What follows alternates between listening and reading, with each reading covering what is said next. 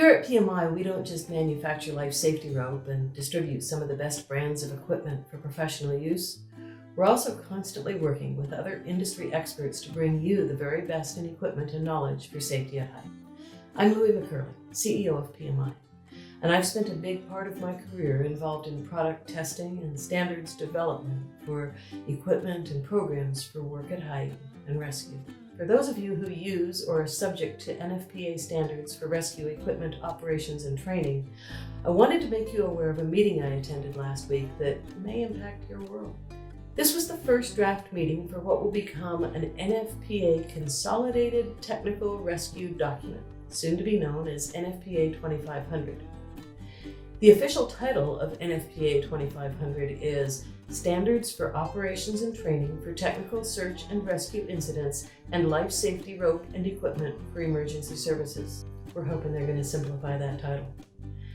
But don't let the fancy title throw you. It's NFPA 2500 is really nothing more than a bundled package containing 3 documents that you're probably already familiar with. First is NFPA 1983. This is a standard on life safety rope and equipment for emergency services. The second is NFPA 1858, which is a standard on selection, care, and maintenance of life safety rope and equipment for emergency services. And finally, the third document that it contains is NFPA 1670, standard on operations and training for technical search and rescue incidents. We'll get into the details of those standards in just a minute and how they all fit closely into 2500. But first, I just wanted to address the question that you're probably all asking right now. Why? Why did NFPA do this? Well, NFPA's theory in all of this is simple. They want to make the standards more user-friendly while at the same time making them less expensive and time-consuming to develop. According to the NFPA website, they've got over 250 committees managing more than 300 standards, and there's requests for at least another 100 or so sitting in line behind those. So they figure by bundling like documents that are related to PPE and ProQual, they'll be able to take 116 of these separate documents and consolidate them down to 48 standards. Theoretically, that will reduce the time investment and travel requirements for meeting for the more than 9,000 committee members who help write those standards. In implementing these changes, NFPA has acknowledged that there are 2 things that firefighters hate: change and when things stay the same. So, with this effort, they're going to try to accommodate all of this. First, by changing the way the standards are packaged, but by keeping the existing reference numbers the same. So, if somebody wants to implement just one in a group, you'll still be able to do that. I'm going to explain more of this here in a minute. Let's go back to the standard we're talking about, NFPA 2500. Chapter 1 of NFPA 2500 will be kind of like an umbrella, outlining the scope of the entire document. In this Chapter 1, each of the existing standards, NFPA 1983, NFPA 1858, and NFPA 1670, will still be called out and identified by name. So your authority having jurisdiction will be able to continue to adopt whatever it is that you already use without having to change any terminology or numerical references.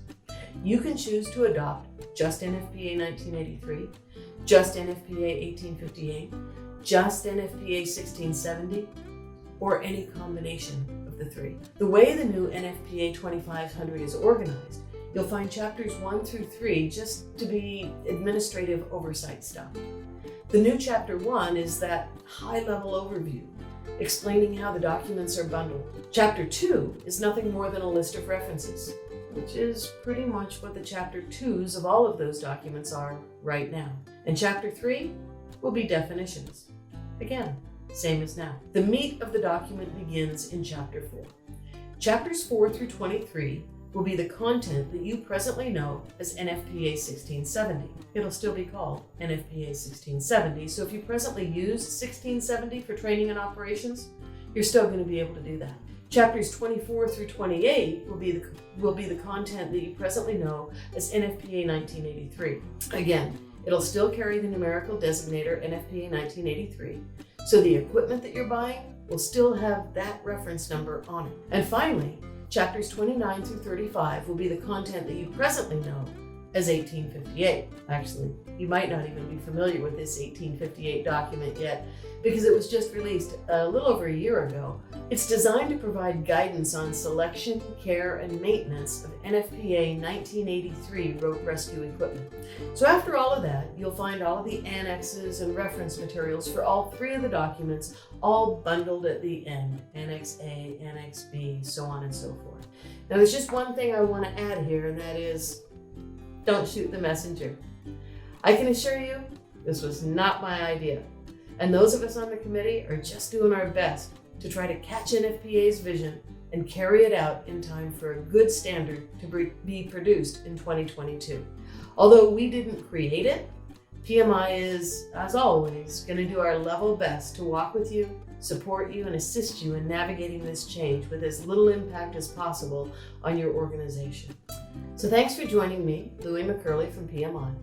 I'd love to hear your comments and questions here, and I will try to answer any questions that you might have directly. See you next time.